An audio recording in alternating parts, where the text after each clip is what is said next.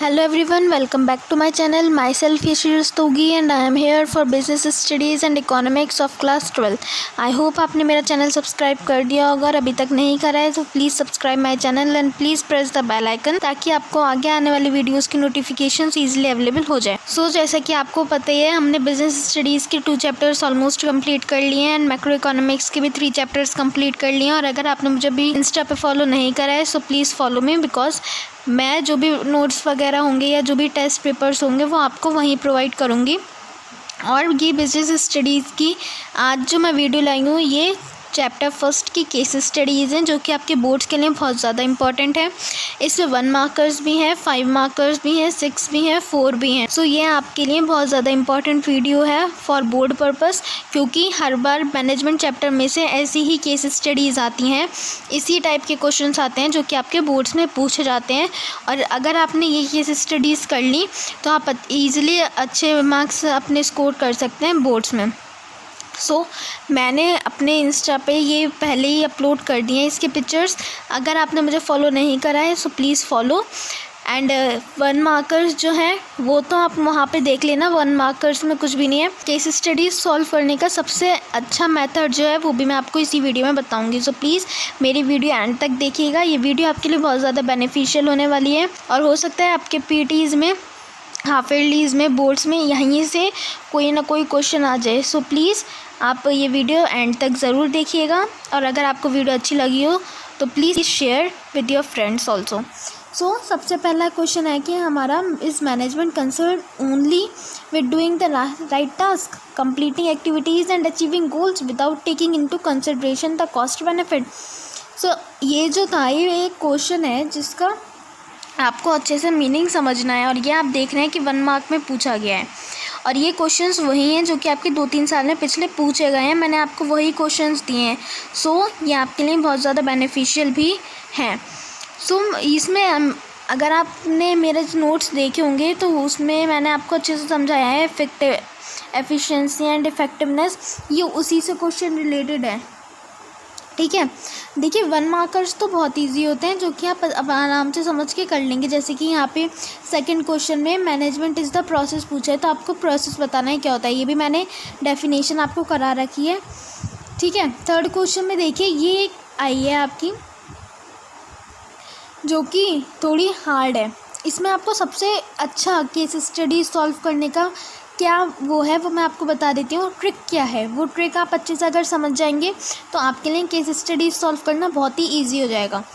जब भी आप, जैसे कि आप ये थर्ड केस स्टडी देख रहे होंगे, बहुत इंपॉर्टेंट केस स्टडी है। केस स्टडी स्टार्ट करें, जब भी आप केस स्टडी करें तो आप सबसे पहले लास्ट लाइन देखा करिए कि वो आखिर आपसे पूछ क्या रहा है, क्योंकि बोर्ड्स में आपको सब चैप्टर्स की मर्ज केस स्टडीज़ मिलेंगी।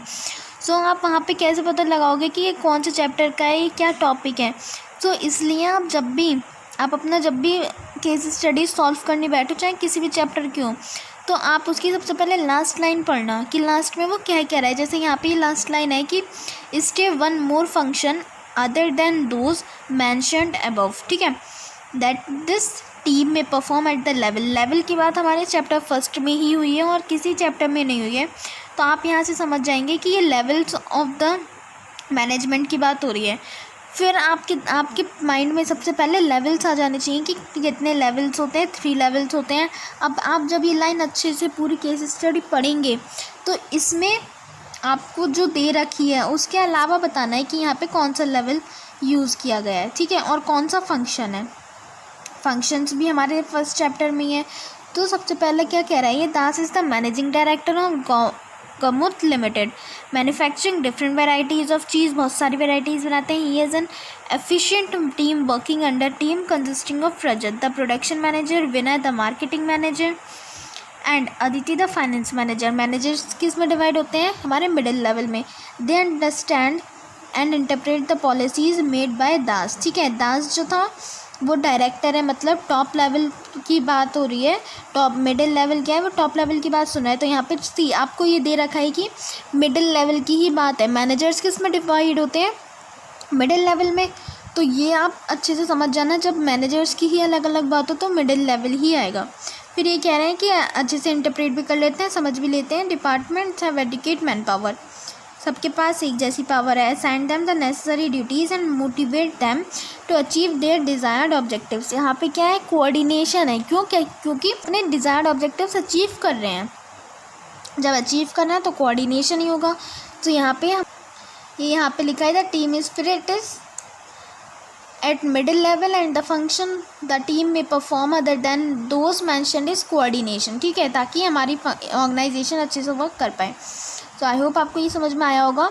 उसी तरीके से और भी हैं, जैसे फोर्थ में वेरियस रिसोर्सेज आर रिक्वायर्ड, लेकिन ये सब क्या है, डायरेक्ट पूछी गई हैं आपसे, तो मुझे लगता है आप लोग अच्छे से बता देंगे। देखिए फोर्थ वाली देखिए, वेरियस इनपुट्स आर यूज्ड। इसमें क्या रहा है, various input resources are required by management to complete a task effectively and efficiently. आपको उन दोनों के नाम बताने, सिर्फ रिसोर्सेज के। यहाँ पे मैंने 4 दे रखी हैं, मटेरियल्स, मनी, इक्विपमेंट, पर्सन्स। आप इन चारों में से कोई भी लिख सकते हैं। ठीक है, ये रिसोर्सेज ही हैं। जैसे कि अब आपसे यहाँ पे पूछ लें मैनेजमेंट बाय ऑफ ऑपरेशंस क्या होता है, मैनेजमेंट ऑफ पीपल क्या होता है, एफिशिएंसी क्या होती है, तो ये सब क्या है, सुपरवाइजरी लेवल को हम लोअर लेवल भी कहते हैं। ठीक है, तो ये सब जो है वो हमारे 1 मार्कर्स में हमसे पूछ लेते हैं।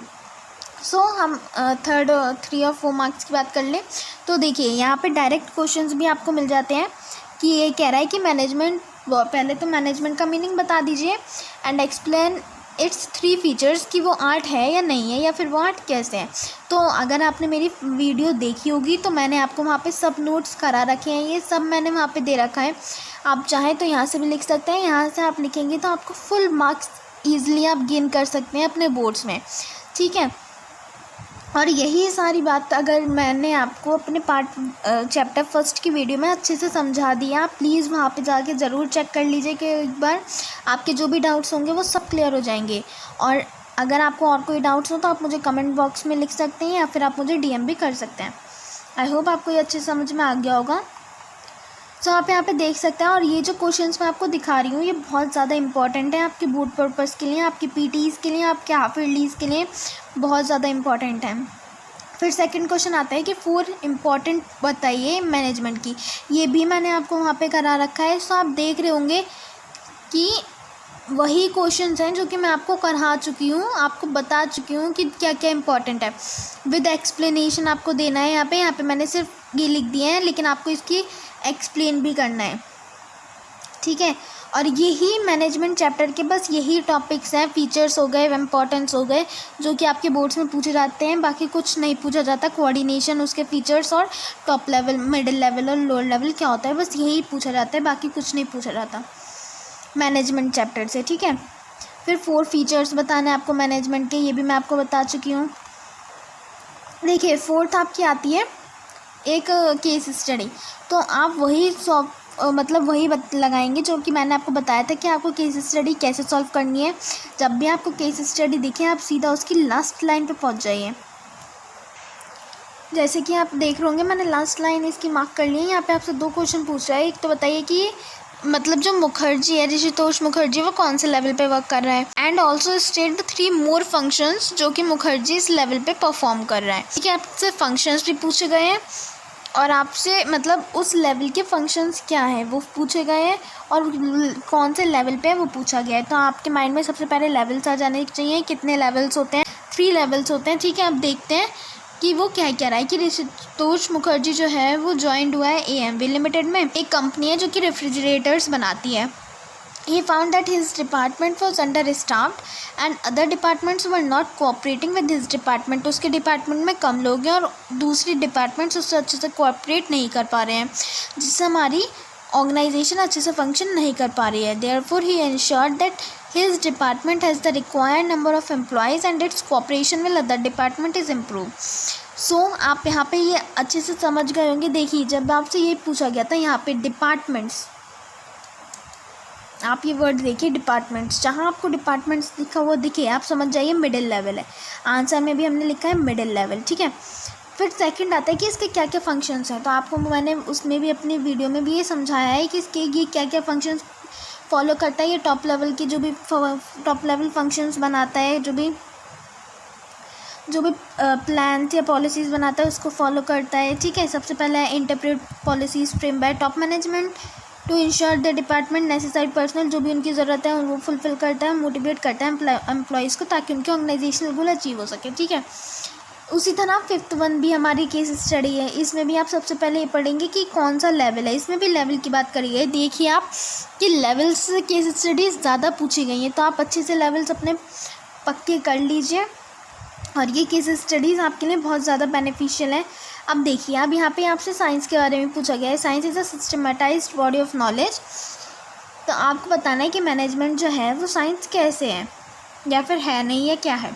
सो वही आपको ये मैं आपको बता चुकी हूँ, ये वही सब लिखा है यूनिवर्सल वैलिडिटी। इसके थ्रू आपको ये बताना है कि मैनेजमेंट एज अ साइंस है या नहीं है। ठीक है, फिर 5 और 6 मार्क्स में केस स्टडीज़ जा जाती हैं, वो बहुत ज़्यादा स्कोरिंग होती हैं और बहुत ज़्यादा बच्चों को लाने ही होते हैं उसमें 5 या 6 मार्क्स। ठीक है, सो अब यहाँ पे आपसे 6 मार्क्स में क्वेश्चन पूछ ले, explain any 6 characteristics of coordination. देखिए बहुत ईजी सा क्वेश्चन है, बहुत सिंपल सा क्वेश्चन है, बस आपको कोऑर्डिनेशन के 6 कैरेक्टरिस्टिक्स बताने हैं, जो कि मैंने यहाँ पे दे रखे हैं। विद एक्सप्लेनेशन आपको बताने हैं और आप अच्छे से प्रेजेंट करके आइएगा आंसर को, आपका 1 मार्क भी नहीं कटेगा। ठीक तक आप अपने आंसर को प्रेजेंट नहीं करके आएंगे, क्योंकि देखिए एग्जामिनर को इतना टाइम नहीं होता कि वो हर किसी के आंसर्स पढ़े, बहुत ज़्यादा बच्चों की शीट्स होती हैं। सो वो सिर्फ आपकी प्रेजेंटेशन नोटिस करता है। अगर आपने अच्छे से अपने आंसर को प्रेजेंट कर रखा होगा, क्योंकि उसे बाय नेम आप नहीं पता कौन है, तो वो आपके बस आंसर के बेस पे ही पता लगाता है कि बच्चा कैसा है। ठीक है, तो आप अपने आंसर को अच्छे से प्रेजेंट करके आइएगा और अच्छे से सब राइटिंग वगैरह अच्छे से लिख के आइएगा, उसी से आपको फुल मार्क्स मिल जाएंगे। ये तो हो गया हमारा एज की 6 characteristics of coordination. And second आता है हमारा management seeks to achieve various objectives. देखिए ऑब्जेक्टिव्स कितने इजी हैं। 3 टाइप्स के आपके ऑब्जेक्टिव्स होते हैं, ऑर्गेनाइजेशनल, सोशल एंड पर्सनल। और ऑर्गेनाइजेशनल में हमारे 3 ऑब्जेक्टिव्स आते हैं, जो कि बहुत ज़्यादा इंपॉर्टेंट होता है, सर्वाइवल, प्रॉफिट, ग्रोथ। ये तो सब आपको पता है, ये सब मैं आपको कवर करा चुकी हूँ, आपको कोई टेंशन लेने की ज़रूरत नहीं है। इससे आपको लगा होगा कि आपको कितना कुछ आता है। अगर आपने मेरी वीडियोज़ देखी हैं तो आप बिल्कुल सही ट्रैक पे हैं। और अगर आप किसी की भी वीडियोस देख रहे हैं, लेकिन आप ये केस स्टडीज़ ज़रूर सॉल्व करिएगा। ये क्वेश्चंस चैप्टर 1 के लिए बहुत ज़्यादा इंपॉर्टेंट है। ठीक है, अगर आपको मेरी वीडियो अच्छी लगी हो so please subscribe my channel and please like my video and share with your friends, because ये क्वेश्चंस आप लोगों के लिए बहुत ज़्यादा इंपॉर्टेंट है। So thank you for watching.